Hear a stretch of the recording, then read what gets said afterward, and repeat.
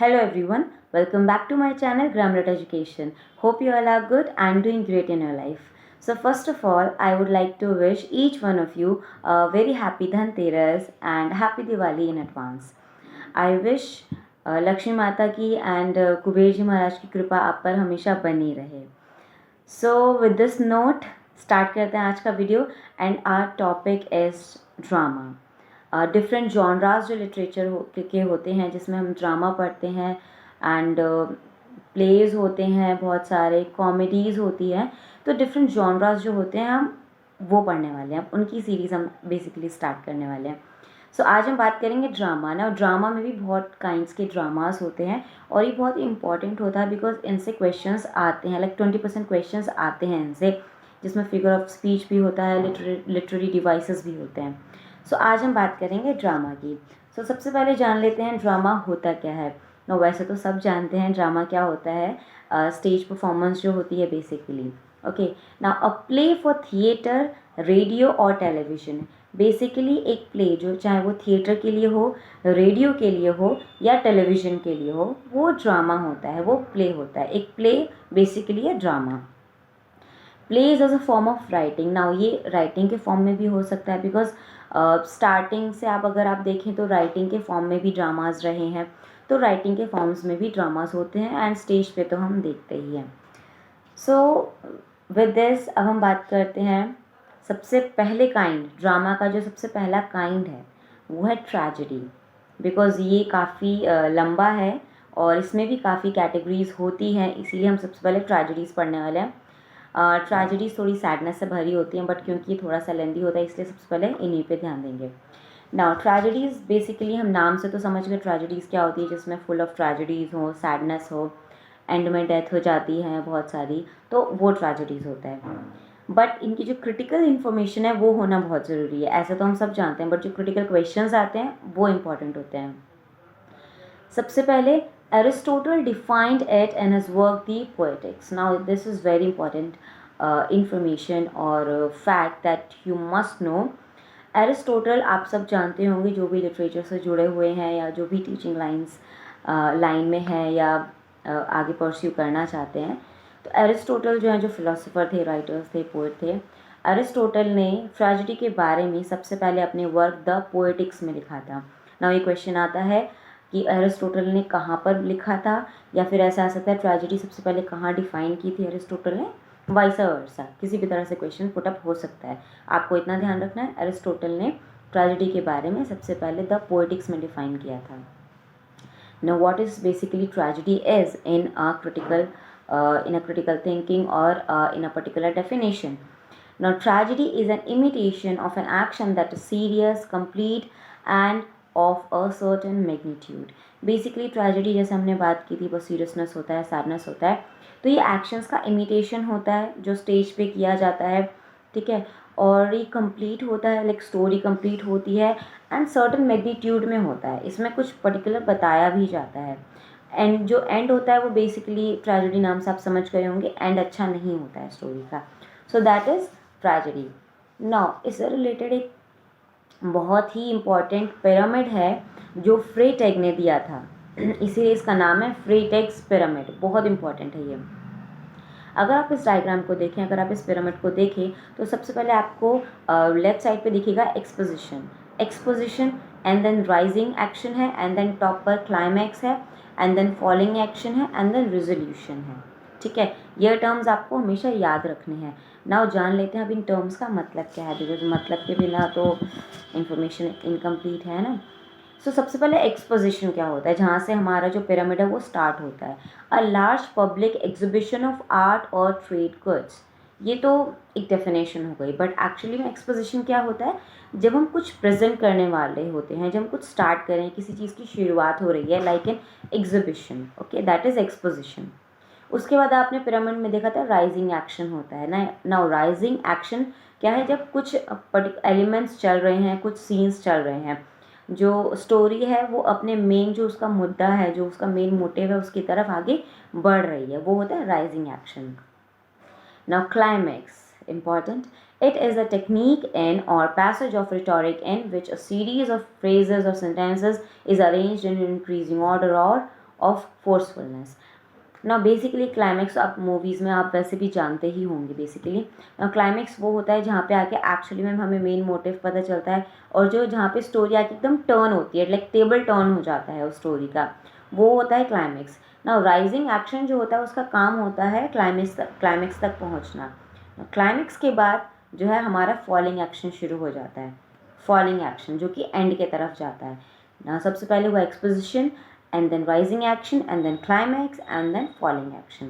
Now falling action के बाद हमारा आता है resolution. Now resolution is a kind of ending.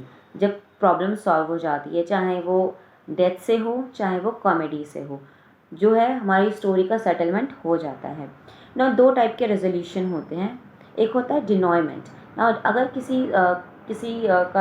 किसी स्टोरी का या किसी प्ले का या किसी ड्रामा का जो एंड है वो कॉमेडी नोट पर ख़त्म होता है, अच्छे नोट पर ख़त्म होता है, तो वो डिनॉयमेंट एंड होता है, वो डिनॉयमेंट रेजोल्यूशन है। बट अगर किसी स्टोरी का जो एंड है वो ट्रेजेडी पे ख़त्म हुआ है, सैडनेस के साथ, डेथ के साथ मेनली, तो कैटास्ट्रॉफी होता है, कैटास्ट्रॉफी। तो रेजोल्यूशन मतलब बेसिकली हुआ एंड। दो तरह के एंड होते हैं, डिनॉयमेंट एंड कैटास्ट्रॉफी। डिनॉयमेंट मतलब अगर अच्छे नोट पे एंडिंग हुई है, एंड कैटास्ट्रॉफी मतलब अगर सैड नोट पे एंडिंग हुई है। So this is resolution. Okay. Now after that we have two very important terms. First we have tactic. Now tactic क्या होता है? Action और strategy carefully plan to achieve a specific end. Now जब properly हम action को plan करते हैं so that अब पर्टिकुलर तरीके से एंड तक पहुंच जाएं, that is tactic, actions plan करना, strategies. Okay, next we have beat, a completed transaction in stage dialogue. Beat basically जो है वो एक पूरे प्ले का छोटा सा एलिमेंट होता है। जैसे कि आपने रामायण के अभी स्टेज पे थिएटर देखा होगा ज़रूर, अभी जब दशहरे के टाइम पे, तो वहाँ पे क्या होता है, एक अपने डायलॉग्स बोल रहे होते हैं, एक एलिमेंट्स होता है, उसका डायलॉग चल रहे होते हैं इधर से भी एंड देन इधर से, फिर एक जो एलिमेंट ख़त्म हो जाता है एंड देन दूसरा सेट लगता है। तो basically that is a beat, एक बहुत बड़े प्ले का एक छोटा सा हिस्सा, that is a beat. Okay, so I hope आपको ये समझ आया होगा अच्छे से ट्रेजेडी। नाउ अब बात करते हैं हम different kind of tragedies, because tragedies बहुत डिफरेंट काइंड्स की हैं। सबसे पहले हम बात करेंगे ग्रीक ट्रेजेडी की, बिकॉज वहीं से शुरुआत हुई थी। जितना हमारा जो मेजर लिटरेचर है ना वो बेसिकली ग्रीक से ही शुरुआत हुई है, and then British, and then but हम मेनली पढ़ते हैं ब्रिटिश का ही है, बट स्टार्टिंग ग्रीक से ही हुई है। ठीक है, सो सबसे पहले protagonist makes an error of judgment. ना ग्रीक ट्रेजेडीज़ वो ट्रेजेडीज़ होती हैं जिसमें जो प्रोटैगनिस्ट होता है, ना व्हाट इज़ प्रोटैगनिस्ट, प्रोटैगनिस्ट जो मेन लीड होता है, जो मेन हीरो होता है हमारी फिल्म का, हमारे प्ले का, वो होता है प्रोटैगनिस्ट। तो वो जब जजमेंट को गलत करता है, वो जो उसका जो जजमेंट है वो गलत हो जाता है, ये अगर एलिमेंट है उसमें एक ट्रेजेडी में, तो वो ग्रीक ट्रेजेडी के उस जॉनरा में आता है। सेकेंड एलिमेंट क्या होता है ग्रीक ट्रेजेडी का, presence of gods, mythological reference. अगर उसमें गॉड्स का प्रेजेंस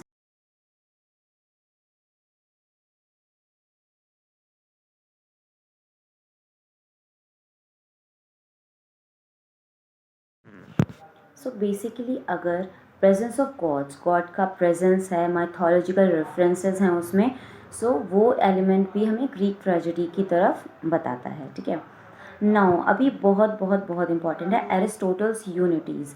नाउ एरिस्टोटल ने 3 यूनिटीज़ दी हैं जो कि एक ट्रेजेडी में होनी चाहिए, that is unity of action, unity of place, unity of time.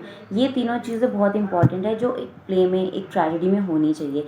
इन तीनों का प्रॉपर अमेलगमेशन होना चाहिए, आपस में जुड़ाव होना चाहिए, ओनली देन जो एक ट्रेजेडी है वो अच्छे से हमें प्रेजेंट होकर दिखाई देती है। सो ये भी पूछा जाता है कि कौन से वो 3 यूनिटीज़ हैं एरिस्टोटल की। ओके, ये है हमारे एरिस्टोटल जो कि एक्चुअली ब्लाइंड थे, बट ये बहुत ही एक रिनाउंड पर्सन थे। आफ्टर दैट वी हैव की एलिमेंट्स। ठीक है, ना की एलिमेंट्स भी बहुत इंपॉर्टेंट है, ये टर्म्स बहुत इंपॉर्टेंट हैं जो क्वेश्चंस में अगेन एंड अगेन पूछे जाते हैं। सबसे पहले हेमर्शिया। ना हेमर्शिया का मतलब होता है डाउनफॉल, नीचे की तरफ जाना। एनागोनोरिसिस, एनागोनोरिसिस मतलब होता है रिकग्निशन या डिस्कवरी। जब हमारे प्रोटैगनिस्ट को जो है वो कुछ डिस्कवरी करता है या कुछ उसको एहसास हो जाता है, वो कुछ रिकग्नाइज कर लेता है एक्चुअल चीज़, तो उस टर्म को हम बोलते हैं anagnorisis. Next we have peripeteia. Peripeteia is a sudden reversal of fortune. जब अच्छा चल रहा हो एंड देन सडनली वो फॉर्चून मिसफॉर्चून में कन्वर्ट हो जाए, that is पेरिपीटिया.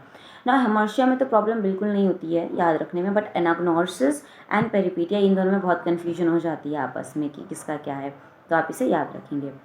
After that we have 6 elements जो एरिस्टोटल ने दिए थे, जो एक ट्रेजेडी के लिए बहुत बहुत बहुत इंपॉर्टेंट है.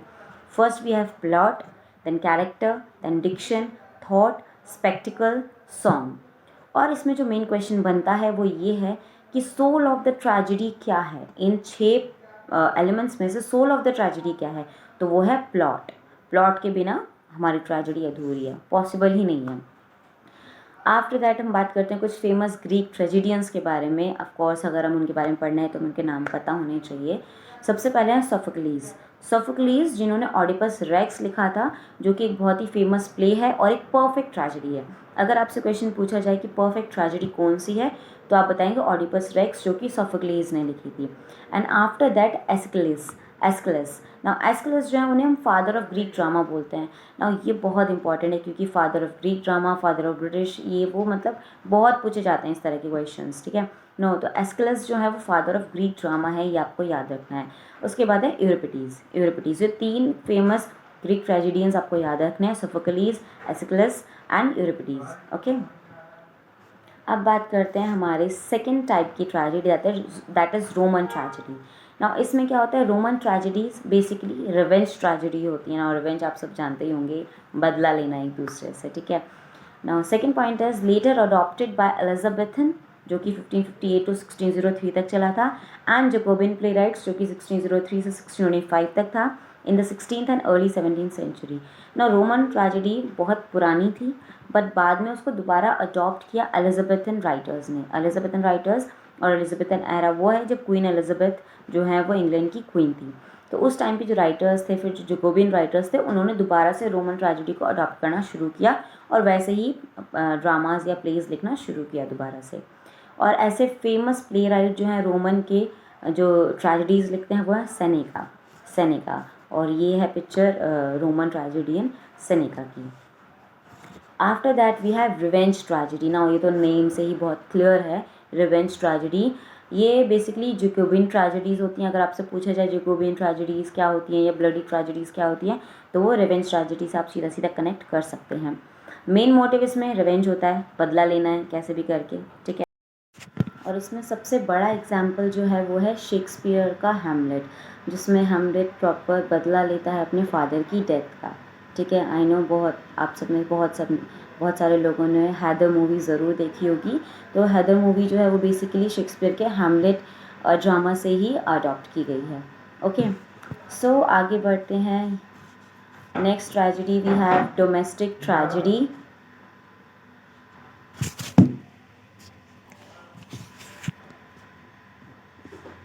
After this, we have domestic tragedy. Now, as the name suggests, domestic tragedy मतलब घर में ही कुछ ना कुछ प्रॉब्लम होती है इसमें. प्रोटैगनिस्ट ऑफ मिडिल क्लास और लोअर क्लास, विच मीन्स जो प्रोटैगनिस्ट होता है या जो मेन लीड होता है स्टोरी का, वो या तो मिडिल क्लास से होता है या लोअर क्लास से होता है. पर्सनल मैटर, जो बेसिकली इश्यूज़ होते हैं, जो बेसिकली जिन मैटर्स पे ट्रेजेडी होती है वो है पर्सनल इश्यूज़, पर्सनल चीज़ें होती हैं सारी. फॉर एग्ज़ाम्पल ये भी शेक्सपियर का जो ओथेलो एक प्ले है, उसमें घर के ही प्रॉब्लम्स को दिखाया गया है. और आपने आई गेस ओमकार मूवी ज़रूर देखी होगी अजय देवगन की, वो मूवी भी शेक्सपियर के ओथेलो से अडॉप्ट की गई है. सो ये था domestic tragedy. Now with this I end this video. I hope आपको इन्फॉर्मेशन पसंद आई हो, और अगर पसंद आई है तो don't forget to like and share.